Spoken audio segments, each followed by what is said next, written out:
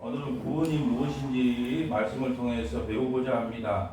아버지 하나님께서 우리 모두에게 지혜와 계시의 영을 주셔서 오늘 구원의 확신을 가지고 돌아가는 우리 믿음의 권속들 되게 하여 주옵소서. 피곤한 몸, 힘든 몸에 새 힘을 허락하여 주셔서 피곤치 않도록 하나님께서 역사하여 주옵소서. 우리 구주 예수 그리스도를 받들어 기도 올리옵나이다. 아멘. 자, 우리 금요 성경 공부 오늘은 6번째로 구원이란 무엇인가? 구원이란 무엇인가? 성경 한번 찾아볼까요? 로마서 8장 29절에서부터 30절. 로마서 8장 29절에서부터 30절. 하나님이 미리 아신 자들을 또한 언제 아셨다고요?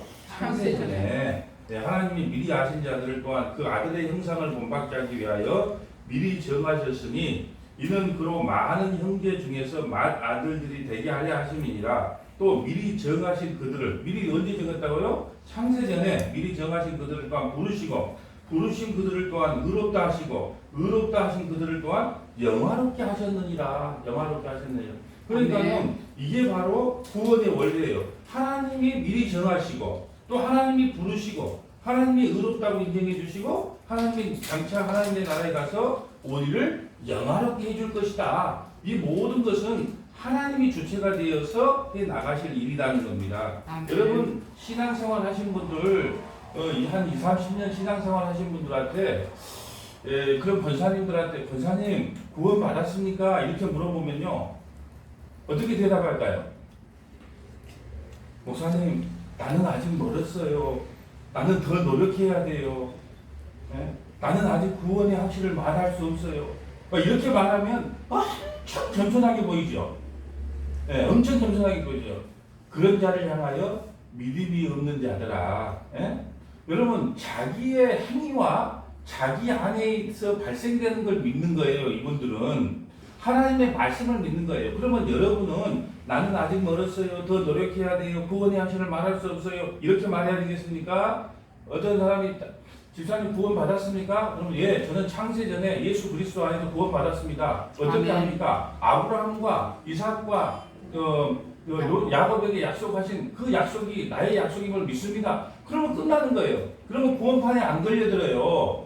그런데 구원의 확신을 받았습니까? 물어보면 막 옛날에 자기가 감동받았던 이야기, 생각, 또 자기가 옛날에 막 눈물 흘렸던 그때 구원받았나? 이런 헛생각을 한단 말입니다. 왜 그럴까요? 교회를 오래 다녀도 이 구원이 뭔지를 제대로 설명을 듣지를 못해서 그래요. 여러분, 앞으로 여러분에게 누가 지사님 구원 받았습니까? 권사님 구원 받았습니까? 그러면 당연하죠. 창세전에 예수 그리스도 안에서 구원 받았습니다. 딱 물리쳐야 되는 거예요. 받았는지 말하는지 그렇게 하면 겸손이 아니라 그건 무식입니다. 무식. 여러분 보세요. 오늘은 구원에 대해서 우리가 말씀을 전할 텐데 제가 예전에 고등학교 3학년한테 질문을 받은 내용을 설교 시간에 한번 이야기했어요. 목사님 구원이라는 게 뭡니까? 저한테 이렇게 물어봤을 때 제가 이렇게 대답을 했어요. 우리가 저번에 2년 전인가 그 섬진각에 그 구례 쪽에 저도 이제 그 구례 목사님들하고 그 가서 이제 봉사하고 있는데 구례 쪽에 거의 모든 교회들도 많이 잠겼어요. 홍수가 많이 와가지고 그럴 때 이 한 다섯 가정이 그 5명의 가족이 5층짜리 건물 지하에 살고 있었다고 칩시다. 그런데 막 그 홍수가 나서 물이 차고 들어와요. 그래서 그들이 이제 옥상 5층으로 피신을 합니다. 그때 아버지가 아주 저와 반대로 손기술이 뛰어난가 봐요. 그래서 망치를 가지고 창문을 깨고 널판지 같은 경우는 보트를 만들어서 야, 다 타라. 이제 탈출하자. 그렇게 나가는 것을 구원이라고 하지 않는다. 이걸 구원이라고 하지 않는다. 이것을 우리가 헬레니즘 구원사상이라고 그래요. 헬레니즘 구원사상. 헬레니즘 구원사상은 세상의 모든 사람들이 말하는 구원사상이에요. 그걸 구원이라고 하지 않는다. 그러면 무엇이 구원입니까? 했을 때, 그 5층짜리 건물로 피신을 했을 때 어떻게 하냐? 자기들은 그것을 꼼짝 말고 이제 죽게 생겼어요. 죽어야 마땅한데, 이제 그 소방관이 보트를 타고 와서 그 창문을 깨고 그들을 구원시켜주는 것. 그러니까 자기는 그 자리에서 물에 빠져 죽을 수밖에 없어요. 아무런 가능성이 없습니다. 그런데 밖에서 외부에서 소방대원이 와서 창문을 깨고 구원시켜주는 것, 이것을 탄핵 구원이라고 합니다. 이것을 히브리즘이라고 합니다. 히브리즘. 자, 히브리즘이 성경적인 사상인데 우리는 자력으로 구원받는 게 아니고 탄핵으로 구원을 받아요. 그러니까 아까 말씀드린 것처럼 저기서님 구원 받았습니까? 이렇게 말하면 왜? 내가 구원의 주체가 아니니까. 왜? 나는 창세 전에 예수 그리스도 안에서 구원 받았습니다 하고 확신 있게 말씀을 하셔야 된다는 거예요. 왜? 구원은 내가 잘해서 받는 게 아니고 하나님의 은혜로 거저 주어지는 것이기 때문에, 탄핵으로 구원받는 것이기 때문에 그런 구원의 확신을 가지라는 겁니다. 아멘. 자, 오늘은 동일 성경 공부니까 자연스럽게 우리 장로님이 맛있는 거 많이 가져오셨네. 참 말도 군침이 도는구만. 그래도 드시면서 하셔도 됩니다. 드시면서 이것은 예배가 아니기 때문에 편안한 마음으로 드시면서 이 원고를 보시면 됩니다. 원고를. 자, 첫째 봅니다. 구원의 뜻이 뭐냐? 첫째, 구원이란 무엇인가? 구원은 인간이 스스로 해결할 수 없는 다음의 세 가지 근본적인 문제로부터 해방되는 것을 말합니다. 그러면 이 세 가지 문제가 뭐냐? 첫째는 과거의 문제를 해결받는다는 거예요. 에베소서 2장 1절을 보면 에덴 동산에서 범죄한 아담과 하와의 죄만이 아니라 인류의 조상, 즉 아담의 죄는 우리의 죄이며 아담의 죽음은 곧 우리 모든 인류의 죽음입니다. 그러므로 우리는 과거의 문제, 무슨 문제요? 선악과를 따먹으면 정령 죽으리라고 하는 그 죽음의 문제로부터 해방되는 게 구원이다. 두 번째는 현재의 문제. 현재의 문제는 뭐냐? 온 우주 만물이 하나님이 지배하고 있지만 사탄의 권세와 활동은 세상 종말이 와야 끝이 있습니다. 자연히 사람은 사탄의 권세로 말미암아 죄의 유혹과 악한 영의 지배 때문에 죄의 먼지 속에서 살게 됩니다. 우리가 비록 구원받은 자는 맞지만 사탄이 아직까지 꼬리가 살아있단 말입니다. 제가 오늘 새벽에 말씀드렸잖아요.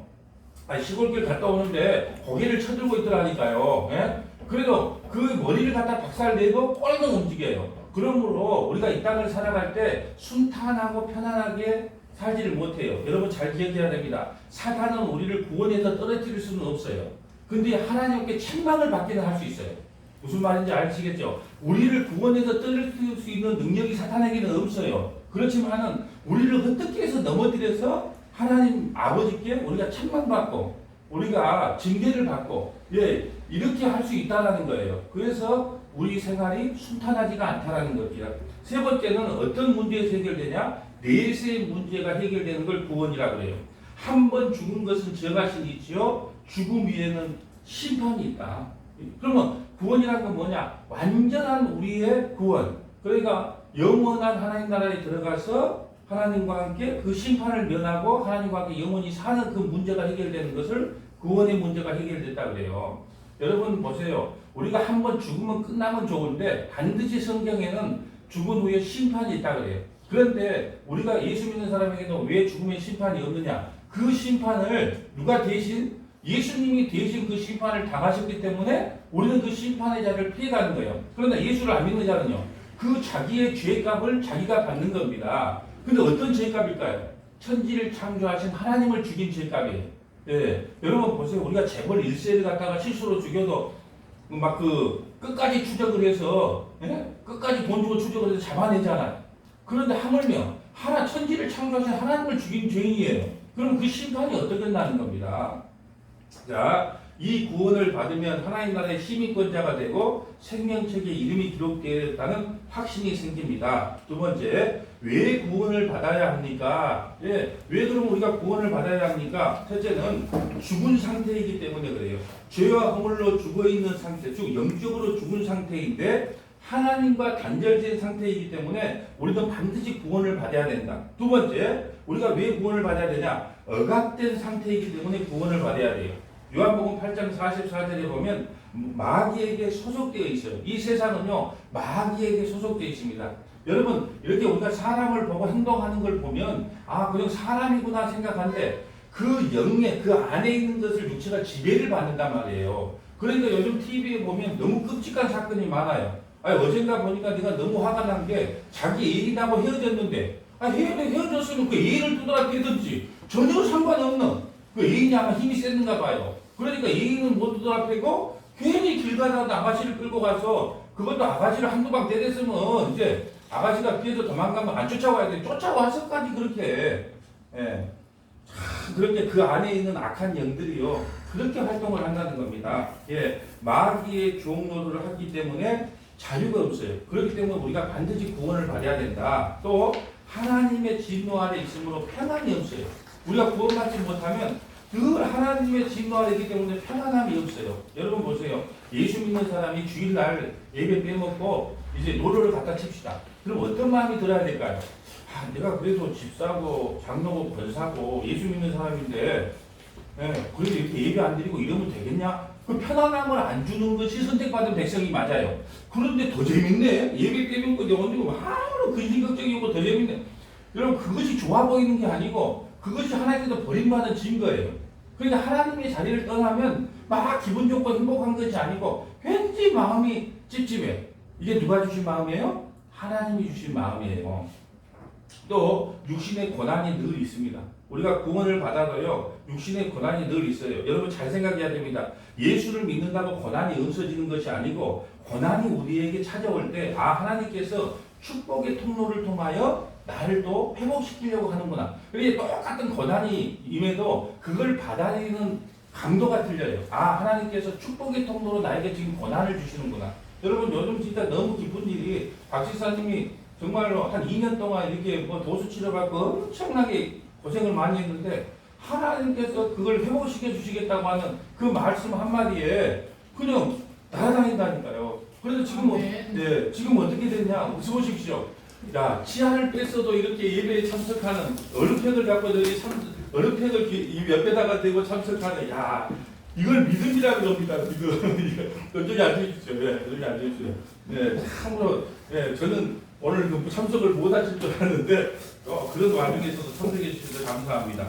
네, 그래서 오늘 사실은 우리 박 지사님한테 우리 사모님하고 현권사님하고 새벽에 이제 그런 역사를 봤기 때문에 오늘 2풀짜리 소고기를 그냥 배가 터질 정도로 얻어먹었어요.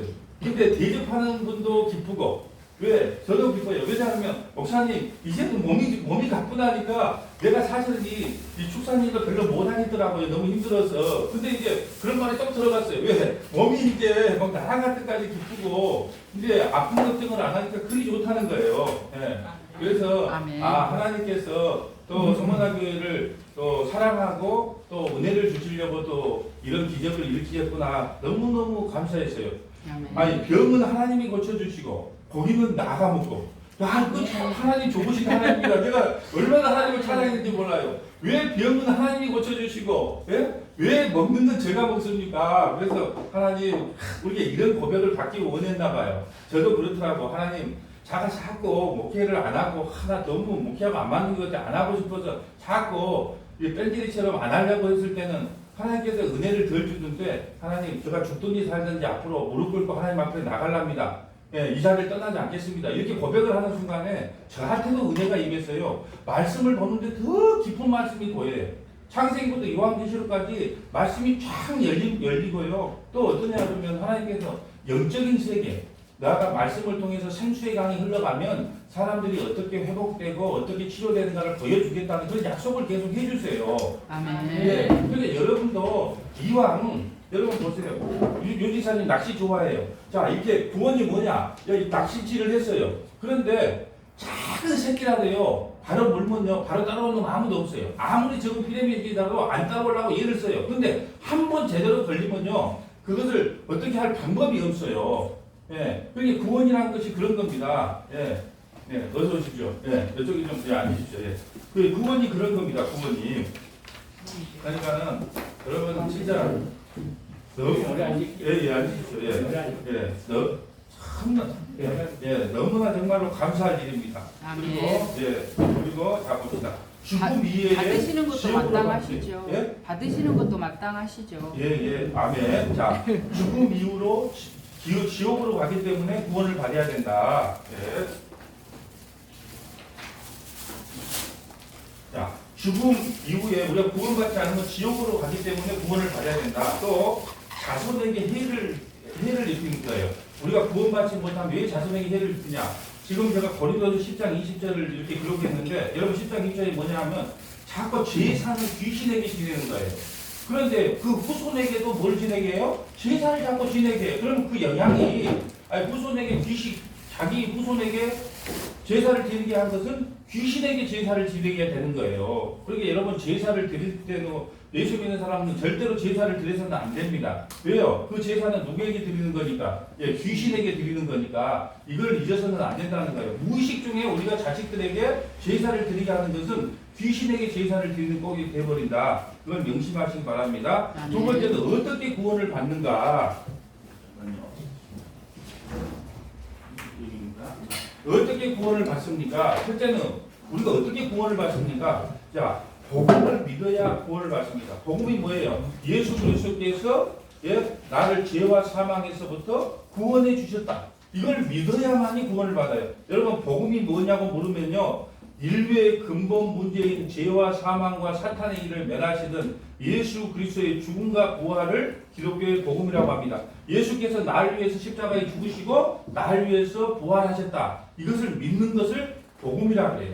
그러니까 아까 내가 서두에 여기 서두에 안 오신 분들이 있어서 말씀드리지만 누가 집사님 구원 받았습니까? 이렇게 말하면 대부분이 그래요. 아직 지금 목사님 아직 저는 먼 것 같아요. 아직 준비가 안 된 것 같아요. 구원받을 준비가 안 된 것. 절대 그렇게 말하면 안 돼요.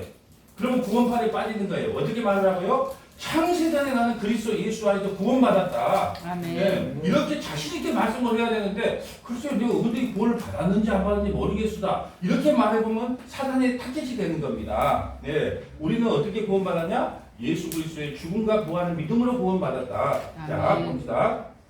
그러면 복음의 내용이 뭡니까? 우리가 복음 하는데 복음의 내용이 뭡니까? 그리스도의 죽음과 부활을 믿는 것이 복음이다. 두 번째, 그리스도의 죽음은 예수님의 죽음은 인류의 죄 문제를 위한 대속의 죽음이에요. 예수께서 왜 죽으셨냐? 우리의 죄를 대신하여 죽으셨어요. 그러니까 여러분 이 땅에 우리가 살 때 뭘 해서 구원받는 게 아니고 우리가 누구를 믿느냐를 어떤 걸 믿느냐에 따라 구원받는 거예요. 우리는 이 땅에 살아가면 다 죄인으로 살아갑니다. 그런데 누가 나를 대신하여 죽어줄 사람이 있다는 걸 믿으면 대신 죄값을 치러줬기 때문에 우리가 구원을 받는 거고 자신의 죄를 누가 대신 감당해 주지 못하면 뭐예요? 자기가 자기 죄값 때문에 지옥 가는 거예요. 제가 예를 들었잖아요. 우리 아들이 슈퍼를 지나가는데 현민이 아버지 이리 좀 와보시오. 왜요? 당신 아들이 5만 원어치 외상을 줬습니다. 그러면 내가 우리 아들이 외상을 줬어요? 그러면 내가 카드를 주고 5만 원을 결제를 했어요. 뒷날에 우리 아들이 지나갑니다. 그럼 아들을 다시 불러가지고 5만 원 카드를 결제할 수 있다 없다? 없다. 왜? 대신 갚아줬기 때문에. 이게 대속의 원리라는 거예요. 세 번째, 그리스도의 부활은 인류 사망의 문제와 사탄의 권세를 누리신 증거로서 부활을 증명합니다. 왜 예수님의 부활이 중요하냐? 왜 중요할까요? 죽음의 문제가 해결되었음을 선언하는 거예요. 왜 부활이 중요해요? 죽음의 문제를 해결한 거예요. 그래서 여러분 죽은 지 나흘이 되어서 여러분 유대 나라는요 더워요. 날이 한 40도 그래요. 그러니까 죽은 지 나흘 만에요. 냄새가 나는 나사로 앞에 가서 예수님이 이럽니다. 나사로야 일어나서 나와라. 그게 나사로가 일어나서 이게 붕대 이게 몸이 동이치로 나온단 말입니다. 예, 그것은 뭘 상징해요? 죽음의 문제를 해결했다는 거예요. 그래서 부활이 중요하다는 거예요. 아멘. 예, 자 봅시다. 두 번째는 예수님을 구세주로 영접해야 구원받습니다. 요한복음 1장 12절 영접하는 자, 곧 그 이름을 믿는 자에게는 하나님의 자녀가 되는 권세를 줬다. 그러면 하나님의 자녀가 되는 권세는 다른 게 없어요. 내가 죄인인 걸 알고 예수를 믿을 때 내는 뭐냐? 하나님의 자녀가 되는 거예요. 여러분 하나님의 자녀가 됐다는 게 안 기쁘시죠? 가만 보니까 안 기뻐요. 기쁩니까? 예, 여기 기뻐서 오늘 이렇게 치아를 빼면서까지 이렇게 참석을 해주신 거예요. 아멘. 여러분, 내가 정말로 돈 많은 부잣집의 아들로 태어났다면 얼마나 그것도 기뻐요. 그런데 하물며 천지를 창조하시고 주관하신 분이 우리 아버지예요. 저는요 새벽에 기도할 때 딱 앉아갖고 아버지 아들입니다. 이러면요 막상 모든 문제들이요 다 너그라내요.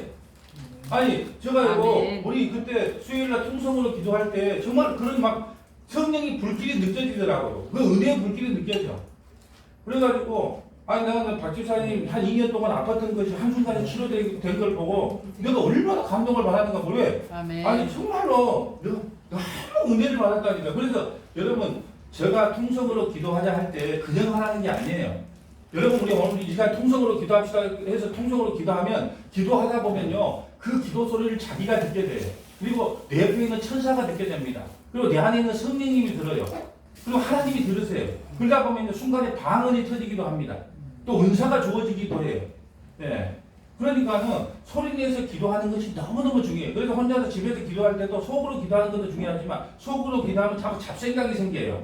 자꾸. 그러니까 소리 내어서 기도하면 그걸 자기가 듣는단 말입니다. 자기 영이 들어요.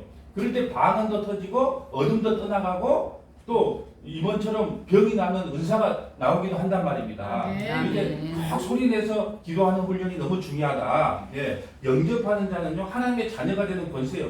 여러분 전부 다 우리가 한 아버지를 뒀잖아요. 누구요? 하나님을 아버지라 부르잖아요. 여러분 너무너무 감사해요. 그러니까 여러분 기도가 안 될 때는 무릎을 꿇고 그래요. 그럼 안 꿇어도 됩니다. 다리 아프면 앉으셔. 하나님 아들입니다. 하나님 딸입니다. 그러면요 만사가 녹아내린다니까요. 한번 시험해 보세요. 저는요 어떨 때는 아버지 아들입니다 말하고 1시간 동안 아무 말도 안 하고 아버지하고 독대할 때가 있어요. 그 기쁨이요 이루 말할 수가 없어요. 아버지가 와서 아버지 아들입니다 하고 거기다가 더 여러분이 아버지 마음을 움직이려면 어떻게 하면 돼요? 어떻게 할까요? 우리 딸이 나한테 와서 어릴 때 아빠 돈 1,000원만 줘봐. 그런데 내가 안 줘. 그럼 어떻게 해요? 뭐라? 그럼 끝나버려. 그러니까 이거 아버지 아들입니다 하고 거기서 대성통곡을 하는 거예요. 그러면 아버지가 뭐라 하냐? 내가 네 눈물을 보았다. 이러면 끝나는 거예요 게임. 네 눈물 그게 막 성도들이 목사를 또 힘들게 하거나 또 어떤 또 목사가 또 성도들을 힘들게 하거나 그러면요 해결할 방법은 간단해요. 아버지 아들입니다 하고 펑펑 울면 아버지가 뭐라요? 내가 네 눈물을 보았다. 이러면 끝나는 겁니다. 게임 끝이에요. 자식이 우는데 어떤 아버지가 마음이 편해서 그래 계속 울어라 이렇게 하는 아버지 없거든요. 그렇게 남자만 여자의 눈물에 약한 게 아니고 더 약한 것은 뭐냐? 하나님이 자기 자식들의 눈물에 너무 약하다는 거예요. 그래서 눈물의 기도는 반드시 이루어진다. 그러니까 여러분 아버지라고 기도할 때 눈물까지 일부러 울리지 말고 그렇게 감정을 줄 때는 감정을 숨기지 말고 울으란 말입니다. 사람한테 울지 말고. 저는요 개인적으로 사람한테 막 울고 사람한테 막 우는 소리 하는 거 별로 안 좋아해요.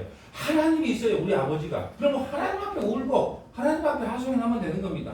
두 번째 봅니다. 요한복음 5장 24절에 보면 내가 진실로 너희에게 이르노니 내 말을 듣고 또 나 보내신 이를 믿는 자는 누구를요? 예수님을 믿는 자는 영생을 얻었고 얻을 것이니라고요. 얻었고 과거예요. 과거잖아요. 예수를 믿는 순간에 우리는 이미 구원을 영생을 얻었고 심판에 이르지 아니하나니 사망에서 생명으로 옮겼다. 그런데 불신자들 예수 안 믿는 사람은요. 인역이 죄를 감당해서 어떻게 해야 돼요? 그 심판에 임해야 돼요. 그런데 우리는요. 하나님이 자기 아들 예수를 보내서 그 죄를 대신 지게 했다니까요. 예, 그러니까 심판을 당하지 않아요. 예. 그런데 세상 사람들은요 심판을 당한다는 거죠. 예. 여러분 또 봅니다. 에베소서 2장 8절에 너희가 그 은혜로 인하여 믿음으로 말미암아 구원을 받았으니 이것은 너희에게서 난 것이 아니요 하나님의 선물이다. 하나님의 선물이다. 여러분 저는 창세기 50장에 보면 이런 내용이 나와요. 그 요셉이 자기 형제들이 자기 요셉을 팔았잖아요. 그런데 이제 아버지가 죽게 돼요. 17년을 같이 살다가 아버지가 죽는데 이제 요셉이 형들이 가만 생각하니까 아버지가 살아있을 때는 아버지를 받아서 우리를 좀 용서해 준 것 같은데 가만 보니까 요셉이가 우리를 또 막 그 징계하거나 감옥에 보내면 어쩔지 두려워해. 예? 두려워해서 요셉이를 찾아가서 그럽니다. 예, 아버님 우리가 당신을 한 것이 너무 잘못됐습니다. 용서해 주세요. 막 이렇게 이야기를 하니까 요셉이가 대성통곡하고 물어요. 형님들 나는 형님들을 은혜로 대했는데 왜 형님들은 나한테 법으로 대합니까? 내가 하나님 앞에서 하나님이 나를 당신이 판 것은 내를 미리 이 땅에 보내서 국무총리가 되게 해서 우리 가족들을 다 구원하기 위한 하나님의 계획이었는데 나는 그 은혜를 깨달았는데 왜 형님들은 그걸 못 깨닫고 법으로서 나에게 자꾸 우리 동생이 나를 감옥에 보내면 어떠지? 자꾸 그렇게 걱정을 합니까? 하고 막 대성통곡을 해요. 여러분 이와 같이 은혜를요 아는 사람은요 하나님 앞에 감사와 찬송이 나올 뿐이지 그걸로 가지고 잣대를 재지 않아요. 근데 은혜를 모르니까 내가 저주받으면 어쩔까? 내가 심판받으면 어쩔까? 늘 그런 두려움 속에 살아가는 거예요. 세 번째 봅니다. 구원의 확신에 대해서 봅니다. 그러면 내가 어떻게 구원의 확신을 갖고 있냐? 자, 구원받은 하나님의 자녀는 마땅히 구원받은 자녀답 때 확신을 가져야 합니다. 확신이 없으면 내가 구원받는 것이 확신이 없으면 마귀에게 상팀바 됩니다. 아까 말했죠. 이단들이 와가지고 자꾸 물어봐요. 아니 권사님 구원받았어요? 그럴 때 고개를 까우뚱까우뚱 하면 바로 누구의 밥이 돼요? 마귀의 밥이 돼요. 그러면 여러분이 어떻게 이야기하라고요? 창세기 에베소서 1장 4절 창세전에 그리스도 예수 안에서 내가 구원받았다고 탁 물리치라는 거예요. 두 번째, 자 구원의 확신을 어떻게 가질 수 있냐? 아들에게는 생명이 있고 아들의 이름을 믿는 자에게는 영생이 있다. 예, 그러니까 아들을 믿으면 그 안에 생명이 주어지기 때문에 우리에게는 구원이 확실하다. 세 번째, 5가지 구원의 확신이 있다. 첫째, 구원의 확신. 구원에 대하여 의심하고 흔들릴 때 마귀가 틈을 탑니다. 페이지가 틀려요? 네, 아니요. 맞습니다. 네, 3페이지 맞죠? 네, 맞습니다. 1번이 하나 있어요. 1번이. 이거 복사 맨 앞에 보면 자, 그건 상관없고, 자, 구원의 확신을 봅시다. 구원의 확신. 구원에 대하여 의심하고 흔들릴 때 마귀가 틈을 탑니다. 그러므로 구원의 확신이 흔들리면 안 돼요. 옆에 성경 구절 있죠? 두 번째, 기도 응답의 확신. 여러분, 기도는요, 전능자의 손을 움직이며 사탄의 세력이 결박을 당하게 되는 능력이 기도예요. 여러분, 기도하지 않고 신앙생활을 바르게 한다는 것은 100% 불가능합니다. 왜 그러냐 하면요, 우리의 싸움은 혈과 육의 싸움이 아니에요. 내가 어저께 보니까 그 1992년에 아마 재방송인 것 같아요. 다미 선교에서 우리가 휴거한다고 난리 한번 할 때가 있잖아요. 그때 7년 대유 환란을 당한다고. 그거 전부 엉터리 해석이에요. 믿으면 안 돼요. 7년 대유 환란을 당하는데 그 청년들이 7년 대유 환란 동안 고난받는다고 저 산 같은 데, 지리산 같은 데 가서 푸시업을 하고 태권도를 하고 막 훈련을 받더라고. 나 그거 보고 얼마나 어이가 없는 줄 아세요? 왜 그럴까요? 여러분, 우리의 싸움은 혈과 육이 아닌 주먹 싸움이 아니고 영적인 싸움이란 말입니다. 이 영적인 싸움에서 승리하려면 뭐밖에 없어요? 기도밖에 없어요. 기도밖에. 그러니까 여러분이 기도할 때 방언으로 기도할 수 있으면 방언으로 기도하고 우리나라 말로 기도할 수 있으면 우리나라 말로 기도하고 그 기도를 해야 하나님께서 구원의 확신을 우리에게 심어준다는 거예요. 자, 세 번째는 승리의 확신을 갖자. 감당할 시험만 주시고 피할 길을 열어주신다. 여러분 성도들에게요, 감당할 시험만 줘요. 여러분 하나님께서 우리에게 감당할 시험에는 안 줍니다. 그래서 어떤 분이 천국에 가니까 이 눈자국이 있다고 그러잖아. 눈자국이. 그런데 늘 눈자국이 발자국이 4개더래요. 왜요? 예수님이 2개, 자기가 2개. 근데 어느 날 보니까 발자국이 2개만 있더라는 거예요. 그렇게 사람이 그때가 가장 자기 인생의 힘든 고난의 길이었다는 거예요. 그런데 예수님께 따졌대요. 예수님, 내 힘들 때 어디 도망가고 나만 남았습니까? 내가 니를 얻고 그거를 통과했다는 거야. 얻고 통과했다. 그러니까 여러분 보세요. 우리가 그 감당할 시험만 주기 때문에 어떤 것도 기도하고 하나님 앞에 매달리면 그걸 해결할 수 있는 방법을 열어주신다는 거예요. 아멘. 예수 믿는다고 고난이 없지 않습니다.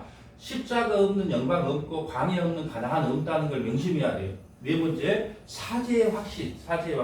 진실하게 회개하고 돌이킬 때 모든 죄를 백조화시킨다. 여러분, 우리의 죄를 기억조차도 하지 않는다는 것을 수없이 말하잖아요. 우리의 죄를, 우리가 회개하고 하나님 앞에 나가면 우리의 죄를 기억조차도 하지 않는다. 예, 5번째 봅니다. 인도의 확신. 우리를 세상 끝까지 인도하신다는 거예요. 여러분, 우리를요, 끝까지 눈동자처럼 보호하시고 끝까지 인도해 주신다. 4번째 봅니다. 자, 구원을 받으면 어떻게 되냐? 우리가 구원을 받으면 예수님을 구세주로 영접하는 사람은 하나님의 자녀가 되고 천국 시민권을 얻으며 자기 이름이 천국 호적인 생명책에 기록됩니다. 여러분 보세요. 엊그저께 백화점에서 그 스웨덴인가 이렇게 대사 부인이 빵을 쳤어요. 우리나라에서 만약에 그 직원들 빵을 치거나 막 이런 일이 있으면 바로 구속당하든지 뭐 경찰서에 가든지 하는데 그 사람을 어떻게 하도 못해요. 왜 그럴까요? 그는 한국에 있지만 그 주권은 어디가 있어요? 그쪽 나라에 있기 때문에 그렇습니다. 우리가 이쪽 지금 이렇게 숨쉬고 이 땅에 대한민국이라는 땅에 살고 있지만 우리가 예수를 믿으면 하나님의 자녀가 되고 천국 시민권이 돼요. 이 성경구에 빌립보서 3장 20절에 보면 나와요. 그리고 생명책에 우리의 이름이 생명책에 기록을 하게 됩니다. 여러분 예수님이 제자들을 내려보낼 때 제자들이 돌아와서 그럽니다. 예수님 참 놀라운 일을 봤습니다. 우리가 그 귀신을 쫓아내고요, 어둠 사단 마귀를 쫓아내고요, 참 희한한 일을 많이 경험했습니다. 그러니까 예수님이 뭐라 그래요? 그런 걸로 기뻐하지 말고 내 이름이 생명책에 기록된 걸로 기뻐하라 그래요. 아멘. 여러분 예수 믿는 복이 뭡니까? 우리의 이름이 생명책에 기록되어 있다니까요. 언제요? 창세 전에, 우리가 태어나기도 전에 우리 이름이 생명책에 기록되어 있어요. 여러분 이것이 바로 예수 믿고 구원받는 자의 최고의 복입니다. 아멘. 자, 봅시다. 5번째, 구원에서의 탈락 여부에 관한 질문. 어떤 분은 그래요. 같은 질문을 계속 반복하는 성도님이 계셔서 제가 이제 이걸 답변을 해준 글이에요. 보세요. 한 번 받은 자기 구원에서 떨어질 수 있습니까? 목사님, 한 번 구원받은 성도가 떨어질 수 있습니까? 구원의 확신에 구원에서 떨어질 수 있습니까? 다시 말해서 뭐냐? 내가 창세 전에 여기다가 생명책에다가 윤태희라고 적었어요. 근데 가만 보니까 하는 행사를 보니까 아이고 저거 안 되겠다. 저거 내가 잘못 적었다. 다시 이름을 지우고 안 지어. 그런데 가만 보니까 또 몇 년이다 보니까 또 정신 차리고 신앙생활 잘하네. 아이고 내가 또 잘못했다. 다시 이름을 적어. 그럴 수 있냐는 거예요. 그러면 전지전능 하나님이 아니죠. 그죠? 창세전에 한 번 이름을 적으면 그 이름은 거기서 지워질 수 없다. 네. 아멘. 네. 여러분 보세요. 구원의 본인은 하나님의 진노에서 해방을 뜻하는 걸 말합니다. 그리고 구원을 그리스도의 핏뿌림을 받음이라고 말하는 것은 그리스도의 대속으로 하나님의 진노에서 해방되었기 때문입니다. 그리스도의 대속이 하나님의 진노를 풀어드림으로 종말론적인 영원한 구원을 받습니다. 성경은 그리스도의 대속으로 이룬 구원의 완전을 강조하기 위해 단번의 제사로 영원한 속죄를 이루셨다고 말합니다. 여러분 고향에서는요 염소나 소가지를 피를 가지고 매일 1년 만에 한 번 대제사장이 지성소에 들어가서 그 피를 갖다가 바쳐야 돼요. 하나님 앞에. 그러면 하나님은 그 피를 보고 용서했는데 이제 예수 그리스도께서 십자가에서 단번의 속죄로 이름으로 죄값을 다 용서받았다는 겁니다. 여러분 낙장불입이에요. 구원은 낙장불입입니다. 한 번 받은 구원은 영원한 구원이에요. 여러분 그러면 그러면 막 살아도 되겠네? 여러분 하나님이 막 살게 안 나눈다니까요. 구원받은 백성을 막 살도록 안 나눠요. 아까 제가 말씀드렸잖아요. 주일인데 주일 빼먹고 야 친구들하고 야 오늘은 하루 빼먹고 놀러 가자. 근데 놀러 가서 막걸리 먹고 더 기분 좋게 놀아. 마음이 하나도 불편하지 않아. 그런데 하나님께서요 이미 창세전에 버린 백성이에요. 그런데 계속 가도 마음이 불편해. 막걸리를 먹어도 불편하고 삼겹살을 먹어도 불편해. 그것은 창세전에 택한 백성이기 때문에 마음의 불편함을 허락한 겁니다. 그래서 여러분 한 번 구원받은 성도는 절대 구원에서 떨어지지 않는다. 자 보세요. 만일 어떤 연유로 다시 죄책을 요구받는다거나 그리스도의 속죄의 단회성과 영원성이 부정됩니다. 스펄전은 그리스도의 피로 세운 영원한 언약인 구원은 어떤 경우에도 좌절될 수 없음을 강변합니다. 만일 하나님의 자녀 가운데 단 한 사람이라도 멸망당한다면 우리가 믿고 맡길 만한 그리스도의 언약이 어디 있단 말입니까? 여러분 만일 그리스도의 보혈이 효과적이고 실제적으로 그분의 백성들을 구원하지 못한다면 보혈의 효력이 어디 있단 말인가? 그것이 한동안만 우리를 구속할 뿐 결국에는 멸망하도록 허용한다면 보혈의 가치가 무엇이란 말인가? 보혈이 우리의 죄를 단지 몇 주 동안만 지울 뿐 나중에 죄가 다시 들어와 우리 안에 거하게 허락한다면 갈보리의 영광은 무엇이며 예수님의 상체에서 나오는 광채는 어디에 있단 말인가? 예수님은 십자가에 죽으실 때요 다 이루었다라고 말씀하고 죽으셨어요. 다 이루었다. 그런데 그 피의 효과가 예수님의 십자가의 보혈의 효과가 단지 몇 주간 몇 년간만 있다면 그것은 그리스도를 모욕하는 일이라는 거예요. 그러므로 구원은 탈락될 수가 없다는 겁니다. 구원을 말하는 이들은 구원을 그리스도의 피보다 인간의 책임에 더 의존시키거나 아니면 둘을 동등하기 때문에 그렇습니다. 내가 왜 구원받았는가 안 받는가 내일 불안한 줄 아세요? 그것은 믿음을 의지하지 않고 자기 행위를 의지했어요. 제가 예를 하나 드려줄게요. 우리 저번 주에도 예드렸던 건데 만만하니까 만날 윤지사님이 그런다는 게 아니고 시험 나지 않기 때문에 예를 든 겁니다. 할 수 없어. 자 윤지사님 예를 들어봅니다. 똑같은 이야기예요. 우리가 왜 구원의 확신에서 자꾸 흔들리냐면요. 우리의 행위를 묻어요. 자 보세요. 우리가 새벽 예배 열심히 합니다. 11조 열심히 합니다. 수요 예배, 금요 성경 공부, 주일날 열심히 합니다. 그러면 막 구원의 확신이 생겨가지고 교회 올 때도 문을 탁 차고 목사님 딱 이렇게 와요. 그런데 일주일 내내 맨날 돈만 쫓아다니고 술 마시고 놀고 또 나쁜 짓 하고 그래놓으면 교회 들어올 때 뭐라 하냐면 머리를 착착 긁으면서 목사님 이렇게 고개가 숙여지는 거예요. 이것은 믿음을 의지한 게 아니고 자기 행위를 의지한 거예요. 근데 대부분의 성도들이 그런 삶을 살아요. 자기가 뭘 좀 하나님 앞에 뭘 좀 할 때는 당당해. 보십시오. 나 하나님께 이렇게 했습니다. 그러니까 나 복 주셔야죠. 내 구원의 확신이 생깁니다. 막 이래요. 근데 조금 내가 좀 세상에 빠져 살았거나 좀 나쁜 짓을 하면요. 고개를 푹 숙이고 그러면 그것을 자기 행위를 믿은 겁니까? 믿음을 믿은 겁니까? 자기 행위를 믿은 거잖아요. 그래서 대부분의 성도들이 믿음으로 구원받았다고 해놓고 보면 다 행위로 빠져요. 그래서 어떻게 해요? 우리가 믿음으로 구원받고 행위로 못 받자 상급을 받는다. 이런 엉뚱한 복음을 전한다는 거예요. 그런 거 없다라는 겁니다. 네. 여러분 구원에 있어서 인간의 책임은 그리스도의 피에 인간의 능동적인 책임을 다한 것이 아닙니다. 뭘 보태주거나 예수 그리스도의 피값에 우리가 뭘 보태줄 수 없다는 거예요. 구원의 유일한 증거는 그리스도의 피에 피동된 복속적인 책임일 뿐. 무슨 말이냐? 예수 피에 복속된 구원이지. 다시 말해서 예수 그리스도께서 99%하고 우리 인간이 1% 하는 게 아니고 우리가 예수의 피로 복속돼서 구원받는 거지 우리가 뭘 한 게 아니라는 거예요. 예수님이 십자가에서 못 박힐 때 옆구리에서 창을 찌르자 뭐가 나왔어요? 물과 피가 쏟아졌잖아요. 그 옆구리에도 물과 피. 애기들이 태어날 때 뭐가 태어나요? 양수가 물과 피가 태어나 양수가 터졌다는 거 그런 말 하잖아요. 그런 것처럼 그 옆구리에 물과 피에서 교회를 탄생시킨 겁니다. 네, 우리가 한 것이 아니에요. 주님께서 우리를 탄생시킨 겁니다. 교회를 탄생시키는 거예요. 그러니까 우리는 그게 복속돼서 구원받지 우리가 뭘 해서 구원받는 게 아니다. 여러분 우리가 천지를 창조하는 하나님께 뭘 해드릴 수가 있겠습니까? 자, 행위 구원론자들은 그들의 논지를 근거로 들이대는 구원을 이루라 또는 이는 말씀 역시 구원에 대한 능동적인 책임을 전하는 뜻이 아니라 피동된 능동의 책임을 하려 합니다. 좀 어려운 말을 썼는데 하나님이 자기의 의를 반드시 나타나기 위하여 우리를 하나님의 이름을 위하여 우리를 구원시킨다는 거예요.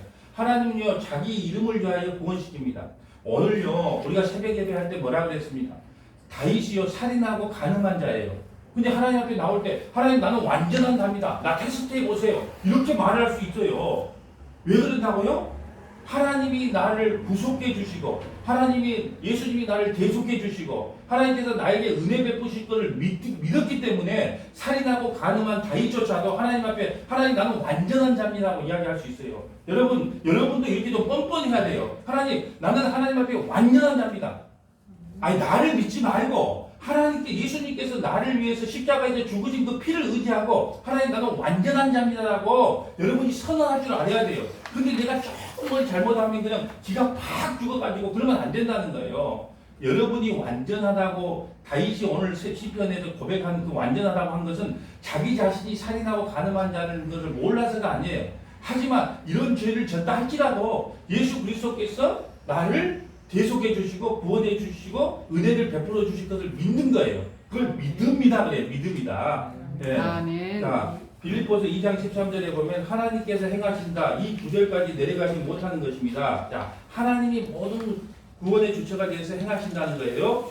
인간 행위의 피동성이 강화될 때 필연적으로 행위 구원으로 흐르게 됩니다. 그리스도의 행위의 피동적이고 능동적으로 대변해주는 대표적인 말씀이 그리스도 예수께 잡힌 바 된 그것을 잡으려고 쫓아가는 것입니다. 빌립보서 1장 6절에 보면 그리스도의 날까지 이루실 줄 확신하노라. 하나님은 자기 백성을 단 한 사람이라도 잃어버리지 않습니다. 그리고 한 번 받은 구원은 절대로 상실되지 않습니다. 그러면 성도들이 그래. 그럼 목사님 막 싸워도 됩니까? 천만의 말씀이에요. 천지를 지으신 하나님께서 나와 함께 하시는데 절대 막 살지 안 나눠요. 여러분 막 살지 안 나눠요. 끝까지 막대기와 채찍을 가지고요. 끝까지 여러분을 쫓아다니면서 다시 그리스도의 자리로 십자가의 자리로 이끌지 여러분이 막 살도록 내두지를 않아요. 여러분이 선택받은 백성이라면 여러분이 막 살도록 하나님이 안 내놓는단 말입니다. 자, 로마서 14장 7절에 보면 우리 중에 누구든지 자기를 위하여 사는 자가 없고 자기를 위하여 죽는 자도 없도다. 우리가 살아도 주를 위하여 살고 죽어도 주를 위하여 죽나니 그러므로 사나 죽으나 우리는 주의 것이로다. 이를 위하여 그리스도께서 죽었다가 다시 살아나셨으니 곧 죽은 자와 산 자의 주가 되려 하심이라. 여러분 오늘 이번에 박지사님에게 내가 물어봤어요. 기도할 때 어떻게 기도했습니까? 예, 그러니까 이랬대요. 이런 죄의 고백을 먼저 했다는 거예요. 하나님 저는요 거래적 떨어지는 거에 대해서 마음이 두근두근했습니다. 오직 돈 버는 거에 대해서 혈안이 돼가지고 돈 하고 세상의 것만 추구하고 살았습니다. 하나님 그걸 회개합니다. 이제는 비록 거래처가 떨어지고 돈을 좀 못 번다고 할지라도 내가 먹든지 마시든지 무엇을 하든지 하나님의 영광을 위해 사는 삶을 살도록 하겠습니다. 무엇보다도 그의 나라와 그의 의를 구하면서 살겠습니다. 이렇게 고백했다는 거예요. 그 고백을 받으시고 하나님께서 마음속 강력하게 내가 너를 오늘 몸을 치료하겠다는 강력한 그 말씀 한마디에 2년 동안 그 아팠던 고생했던 것이 한꺼번에 치유된 거예요. 하나님께서는요 그런 고백을 받고 싶어 합니다. 아멘. 하나님 제가 땅의 것만 추구하고 살았습니다. 뭐 주일날도 뭐 오직 돈 빨리 여러분 보세요. 주일날은요 쉬라고 준 거예요. 그러면 어떤 경우도 쉬어야 돼요. 예배 드리면서 하나님 앞에 그 찬송 드리면서 쉬면 됩니다. 그런데 세상 것을 버리지를 못해요. 예. 그런데 하나님께서 그 고백 듣고 싶어요. 하나님 내가 지금까지 세상 것만 추구하고 살았습니다. 돈에 미쳐 살았습니다. 내가 정말로 세상 사람들이 추구하는 그렇게 아파트값 올라가는 것만 추구하고 살았습니다. 그 고백을 듣고 싶은 거예요. 이제 회개합니다. 하나님 내가 무엇을 하든지 하나님의 의를 위하여 살겠습니다. 이 고백을 할 때 하나님께서 내가 니한테 그 고백 듣고 싶었다. 예. 저도 사실은 그랬어요. 하나님 내가 뺀질이처럼 목사 안 하려고 이제 목사 때려쳐야 되겠다 그런 마음을 수없이 먹었는데 하나님 내가 회개합니다. 하나님께서 나에게 주신 직분을 내가 소홀히 여겼습니다. 다시는 그런 생각하지 않겠습니다. 이렇게 고백을 할 때 하나님께서 성경도 열어주시고 영적인 세계도 열어주시고 너무나 요즘 기뻐요. 새벽에 나올 때 구름을 오늘 새벽에는요 누가 내가 보면 누가 뒤에서 보면 로또 1등이 된 것 같은 사람 중에 그런 거리였어요. 왜요? 막 교회에 그런 일이 일어나고 너무 기쁘니까요. 막 걸어가는데 구름 위를 걷는 거예요. 막 춤을 춰. 그러니까 이제 우리 네 분이 모여서 뭐야 하면 할렐루야 아멘 오늘 계속 여러분 할렐루야 아멘 할렐루야 아멘 이 말을 해도 할렐루야 아멘 할렐루야 아멘 계속 그 말이 터지는 거예요. 한번 따라할까요? 할렐루야 아멘 할렐루야 아멘. 해도 서방이 뭔 말을 해도 나쁜 말을 해도 할렐루야 아멘. 예. 또 각시가 뭔 말을 해도 할렐루야 아멘. 집사님이 뭐 엉뚱한 소리 해도 할렐루야 아멘. 왜 봉사를 안 하는 거 집사님 보면 꼴뱅이죠 속으로 왜 저리 가만 앉아있어 좀 움직이지. 그래도 할렐루야 아멘. 무조건 할렐루야 아멘. 어떤 상황이든 간에 우리한테는 뭐냐 할렐루야 아멘만 있어요. 왜? 그렇게 하면 하나님 반드시 우리에게 하나님 방법으로 복을 내게 돼요. 한번 해보세요. 그냥 누가 뭐라 그래도 할렐루야 아멘 할렐루야 아멘 그러면요 하나님께서 하나님의 방법으로 복을 주더라고요. 오늘 얼마나 기뻤는지 새벽에도 기쁘고요. 얼마나 그럼 뭐 있다는 거야 할렐루야 아멘 이 말을 해도 할렐루야 아멘 그냥 뭐 저 말을 해도 할렐루야 아멘. 그러니까 마귀가 틈탈 그 구멍이 없어. 뭘 약간 인상을 쓰거나 아니면 좀 왜 나한테 이거밖에 안 해줘 하고 좀 불만을 가져야 마귀가 들어올 건데 그냥 이 말을 해도 할렐루야 아멘 저 말을 해도 할렐루야 아멘 해버리니까 틈탈 기회를 안 주더라고. 그러니까 마귀가 틈타지 않으려면 어떻게 하라고요? 그저 기도 못해도 할렐루야 아멘 할렐루야 아멘 가만히 있으면 안 돼. 또 손으로 할렐루야 아멘 할렐루야 아멘 막 이 춤이 되냐 할렐루야 오늘 새벽에 그러고 왔다니까 할렐루야 아멘 할렐루야 아멘 막 이게 춤을 얼마나 기뻤으면 그러겠어요. 네. 진짜 너무 기쁘더라고. 예수님을 만나면 이리 기뻐요. 예수가 좋아 죽는 거예요. 예.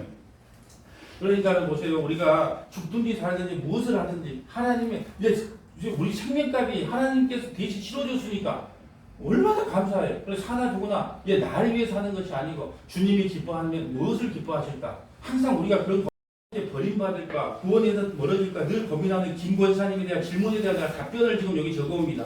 하나님은 스커터 하나님이고 욕심쟁이 하나님이에요. 그래서 절대로 하나님은 자기 백성을 뺏기지 않습니다. 구원의 주체는 하나님입니다. 인간 편에서 더하거나 뺄 수 있는 것이 아니라 구원은 하나님과 그 아들 예수 그리스도와 영원전의 언약으로 성취된 거예요.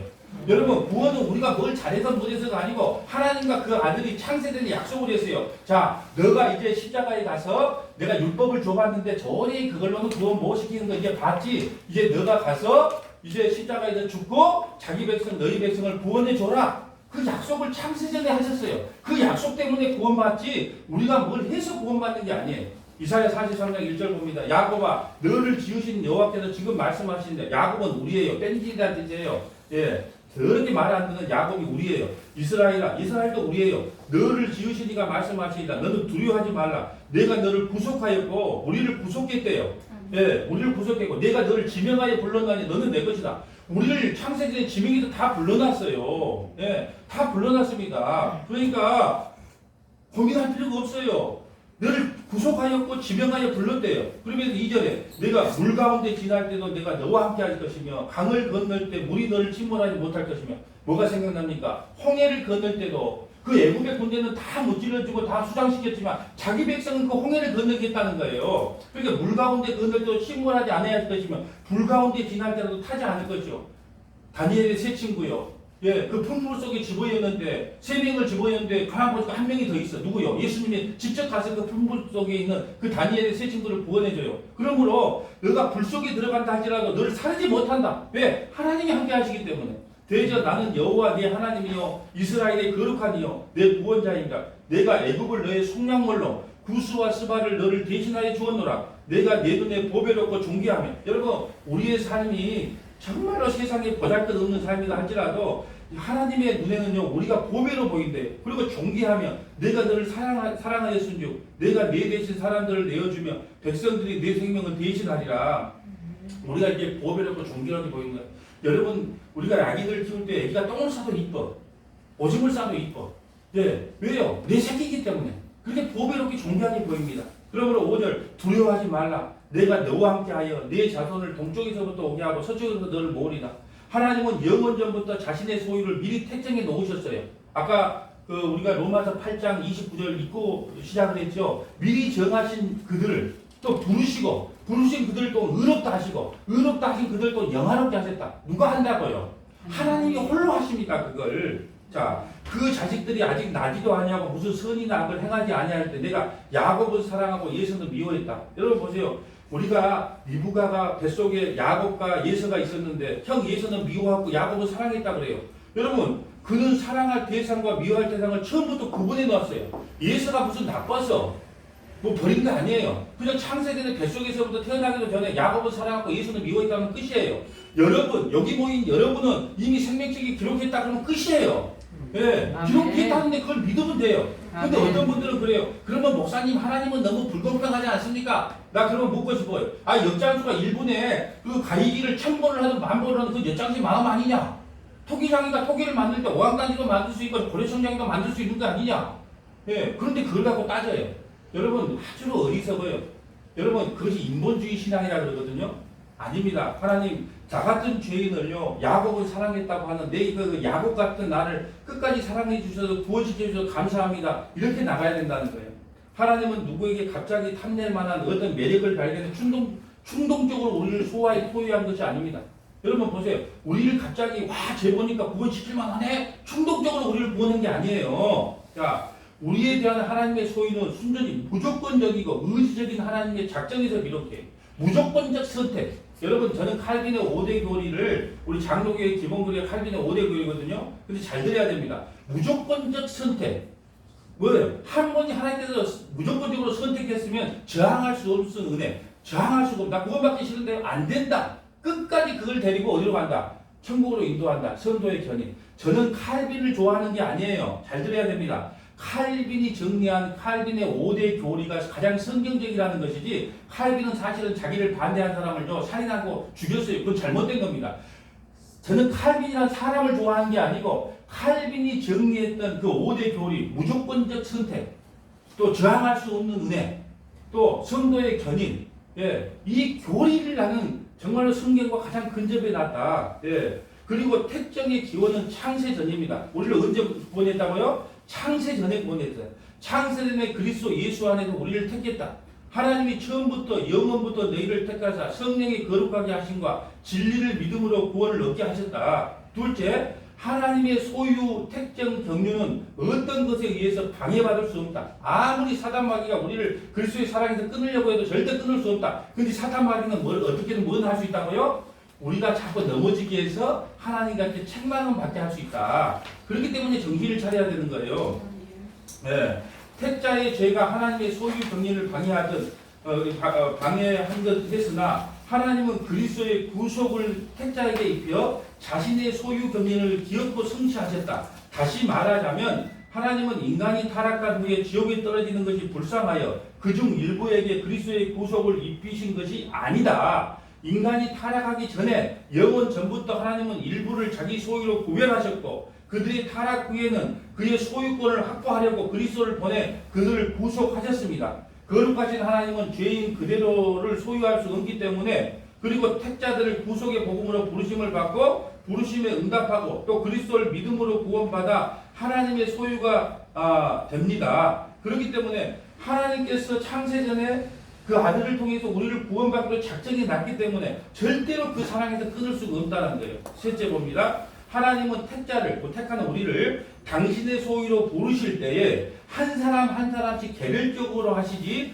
두루뭉실하게 무더기로 하지 않았습니다. 하나님은 아브라함을 불렀고 구원했고 야곱을 구원했고 사무엘을 구원했고 다윗을 구원했고 베드로를 구원했고 바울을 구원했고 삭개오를 구원했고 문봉영이를 구원했고 김혜시민을 구원했고 윤태희를 구원했고 김보경이를 구원했고 현일옥이를 구원했고 박지은이를 구원했고 김영훈을 구원했고 이현숙이를 구원했고 문정태를 구원했고 이렇게 구원한 것이지 두루뭉실하게 한 집단으로 구원하지 않았다는 거예요. 개별적으로 우리를 다 창세전의 생명책에 불러놨다는 겁니다. 아멘. 네. 여러분 보세요. 요한복음 10장에 보면 목자가 자기 양의 이름을 각각 불러 인도해 냈다잖아요. 목자가 각각 자기 양의 이름을 불러냈다잖아요. 여러분 목자는요 양에게 이름을 줘요. 콩순이, 미야, 다 이렇게 이름을 준단 말이에요. 그러면 부르면요 각자 그 자기 부른 목자가 부르면 다른 목자가 부르면 얻어 안 해요. 그리고 자기 이름 안 부르면 어디도 안 와. 그렇게 자기 이름을 다 불러준단 말이에요. 각자의 개인의 이름을.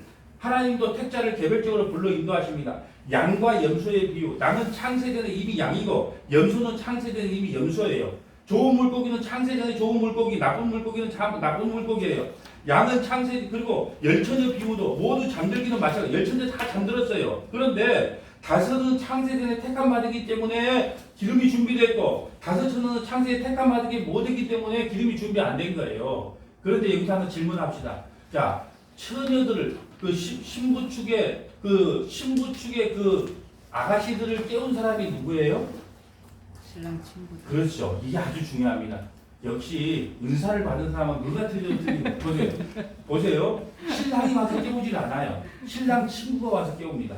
야, 누구 신랑 곧 온다. 빨리 일어나라. 그리고 신랑 친구들이 와서 깨워요.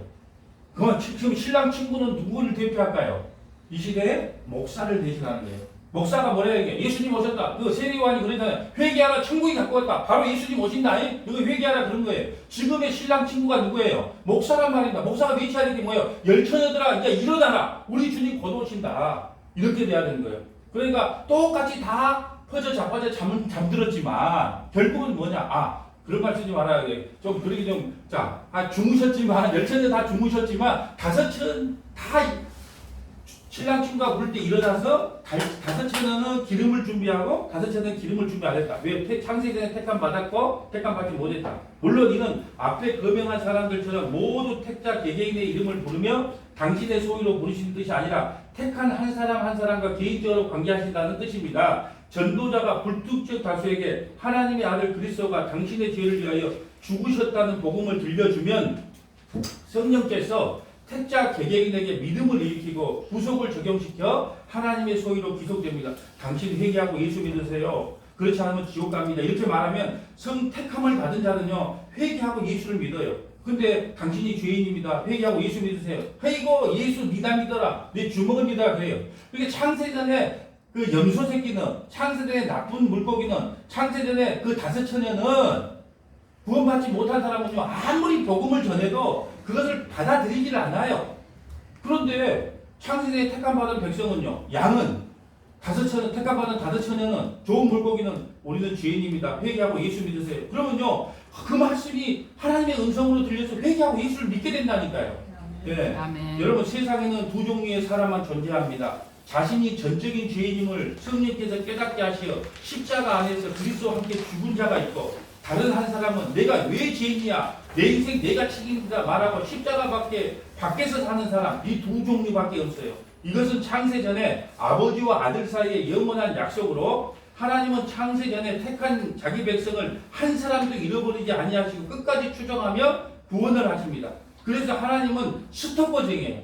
한번 따라합니다. 하나님은 스토커쟁이다. 하나님은 이거 스토커쟁이다. 너무너무 좋은 거예요. 하나님은 끝까지, 여러분 보세요. 구원의 조건이 만약에 우리에게 달렸다면 우리 너무 불안해서 살도 못해요. 오늘은 구원 받았는가? 내일은 구원이 떨어질까? 근데 구원의 모든 책임을 누가 져요? 하나님이 주니까 나는 걱정할 필요가 없어요. 내 아버지가 책임진다, 구원은. 그러니까 할렐루야가 나오는 겁니다. 예, 그분은 스토커쟁이에요. 끝까지 쫓아가게 됩니다. 또 그분은 욕심쟁이에요. 이것을 성경에서 하나님은 사랑이라고 이야기합니다. 하나님은 스토커쟁입니다. 하나님은 욕심쟁입니다. 그런데 자기 백성을 놓치지 않습니다. 이것을 성경에서는 하나님은 사랑이시다라고 표현해요. 구원에서 멀어질까, 하나님께 버림받을까 두려워하지 마세요. 구원은 하나님께 있습니다. 여러분, 현대자동차의 회장이요, 나한테 말합니다. 아유, 모 목사님 설교를 듣고 너무너무 은혜를 받았어요. 그러니까 내가 제네시스 8, 제네시스 8 선물 하나 해드릴게요. 이렇게 말했다 칩시다. 제네시스 9이래요. 이왕에 줄 거 9이래요. 자, 현대자동차 회장님 혹시 이 설교를 들으시고, 자, 문목사, 내가 설교를 듣고 나니까 내가 회개하고 예수를 믿게 되었어요. 너무 기쁩니다. 그래서 내가 제네시스 9을 선물을 하나 드리겠습니다 하면 나는 그걸 약속을 믿을까요? 안 믿을까요? 믿지요. 왜요? 그분은 그럴 능력이 있기 때문에. 하물며 천지를 창조하신 하나님이 창세전에 나는 예수 그리스도를 통해서 내 아들을 통해서 너를 구원시켜 놨다. 그 약속이 확실합니까? 확실하지 않습니까? 맞아요. 와, 이렇게 오늘 치아를 빼고 왔는데도 이렇게 확실해요 말하니까 참 뭐 얼마나 은혜가 넘치는 몰라요. 여러분, 이겁니다. 제네시스 9을 준다는 그 약속보다 수천 배 수만 배 비교할 수 없는 약속이 하나님께서 창세전에 너를 택하여서 내 아들을 통하여 피뿌림을 통하여 너를 구원해 놓았다. 그러니까 너는 제발 저 구원에도 흔들리지 마라. 누가 너에게 와서 너 구원 받았냐? 그러면 썩 물러가라. 창세전에 그리스도 예수 안에서 나는 구원받았다. 아브라함과 이삭과 야곱의 약속이 나에게 임했다. 그 다윗의 언약이 내게 임했다. 모세의 언약이 내게 임했다. 새 언약이 내게 임했다. 예수의 피의 언약이 내게 임했다. 썩 물러가라. 이 한마디 하면요, 36개라면 도망을 칠 건데, 내가 오늘 이 말씀을 구원이 무엇인가를 안 듣는 사람은 어떻게 할까요? 글쎄, 목사님 저는 아직 모르는 것 같아요. 그래서 내가 구원 받았을까? 이런 순간에 귀신의 타켓이 되고 마귀의 타켓이 되는 겁니다. 우리 모두 예수 그리스도의 피뿌름으로 구원받는 저와 여러분 되시기를 주님의 이름으로 같이 축복합니다. 아멘.